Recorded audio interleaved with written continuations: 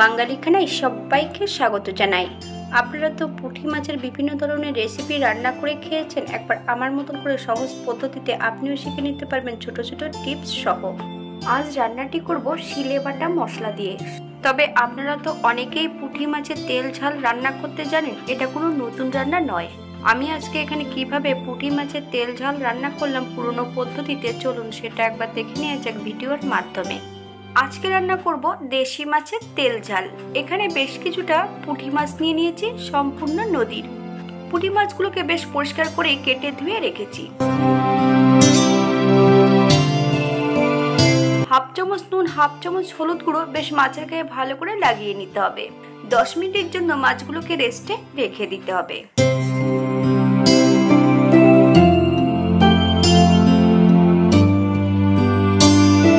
একটা কড়াইতে বেশ কিছুটা সরষের তেল অ্যাড করব। আপনারা তেলের থেকে কম বেশি করে নিতে পারেন। তেল গরম হওয়া পর্যন্ত অপেক্ষা করতে হবে। সামান্য একটু নুন অ্যাড করব, যাতে মাছ ভাজার সময় কড়াইয়ের নিচটাতে মাছগুলো লেগে না যায়। এই পর্যায়ে আমি অল্প অল্প করে মাছগুলো ভেজে নেব।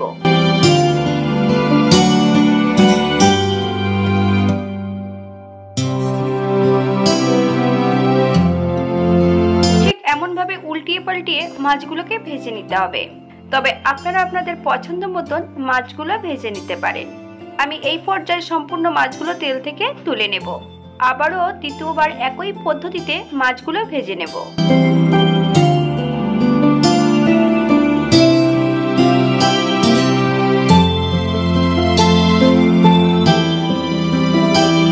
সম্পূর্ণ বাঙালি রান্না, ঘরোয়া উপকরণ দিয়ে, তেল মশলার পরিমাণ খুবই কম। রান্নার ভিডিওগুলো যদি পছন্দ হয় তাহলে চ্যানেলটি সাবস্ক্রাইব করে দিয়ে পাশে থাকবেন। পাশে থাকা বেলটি বাজিয়ে দেবেন, নইলে নিত্য নতুন রান্নার নোটিফিকেশন পাবেন না।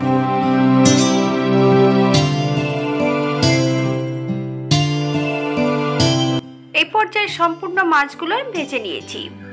একই তেলে রান্না করব। ফোড়নে রেখেছি কালো জিরে, রাঁধুনি। মিডিয়াম সাইজের একটা বেগুন বেশ লম্বা লম্বা ফালি দিয়ে কেটে নিয়েছি। আপনারা আপনাদের পছন্দ মতন বেগুনটা কেটে নিতে পারেন। যে কোনো মাছে যদি রাঁধুনি অ্যাড করা হয় তাহলে কিন্তু কখনোই মাছের আষ্টে গন্ধটা বেরোবে না। এই পর্যায়ে হাফ চামচ নুন অ্যাড করব। আপনারা স্বাদ অনুসারে নুনটা অ্যাড করবেন। 4 থেকে 5 মিনিটের মতন মিডিয়াম আঁচে ঢাকা দিয়ে রেখে দিতে হবে।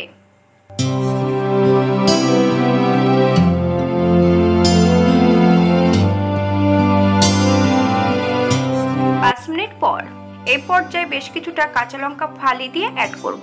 আপনারা যদি পছন্দ করেন তাহলে পরিমাণে বাড়িয়ে দিতে পারেন।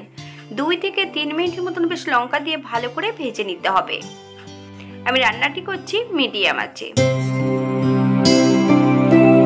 3 মিনিট পর হাফ চামচ হলুদ গুঁড়ো আর হাফ চামচ কাশ্মীরি লঙ্কার গুঁড়ো বেশ সামান্য একটু জলে মিশিয়ে এই পর্যায়ে আমি বেগুনির মধ্যে অ্যাড করে দেব।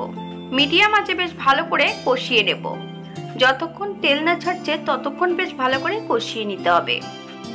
আগের থেকে 2 চামচ সর্ষে বেশ মিহি করে বেটে রেখেছি। এই পর্যায়ে সর্ষের মধ্যে বেশ কিছুটা জল অ্যাড করব। আমি এই রান্নাটিতে সর্ষে ধোয়া জলটাই অ্যাড করব। যতটা গ্রেভির প্রয়োজন আপনারা সর্ষে ধোয়া জল থেকেই অ্যাড করবেন। আমি এই পর্যায়ে 2 বাটি জল অ্যাড করেছি। মিডিয়াম আঁচে 3 থেকে 4 মিনিটের মতন ঢাকা দিয়ে রেখে দেব, যাতে মাছগুলো সেদ্ধ হয়ে যায়।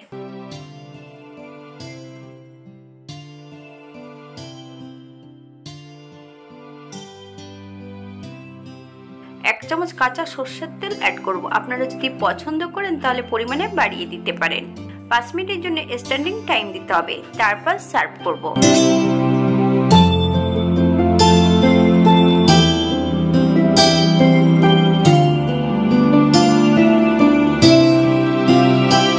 এটা দেখতে যেমন ভারী সুন্দর হয়েছে, এটা গরম ভাতে খেতে কিন্তু অসম্ভব ভালো।